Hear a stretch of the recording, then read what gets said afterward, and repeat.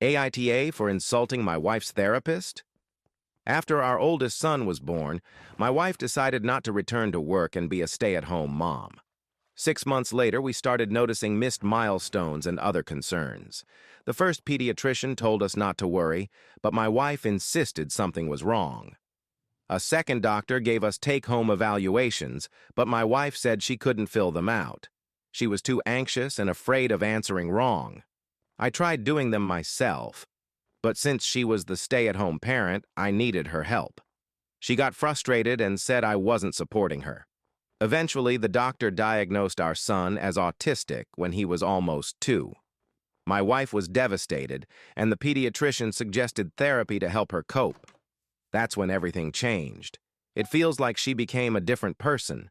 Now she only talks in therapy jargon, like her therapist is God, and she's the prophet. Over the years, she's told me unbelievable things her therapist apparently said. That our 3-year-old son was emotionally abusive because he withholds affection. That I was emotionally abusive for canceling a date after she called me a loser. Sexually abusive for not wanting intimacy after a fight. Financially abusive for saying we couldn't afford another baby. Physically abusive because I put my arm out to stop her from stepping on broken glass. She even said our son was physically abusive for accidentally kicking her during a meltdown at age 5. Then she pushed for another baby, which I didn't want because we could barely handle things financially. But she wore me down.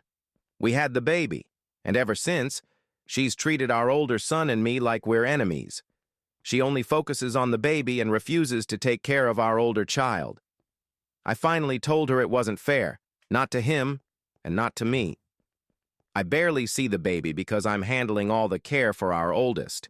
And then she said her therapist told her that in a way our older son killed her first baby because he's the disease that replaced him.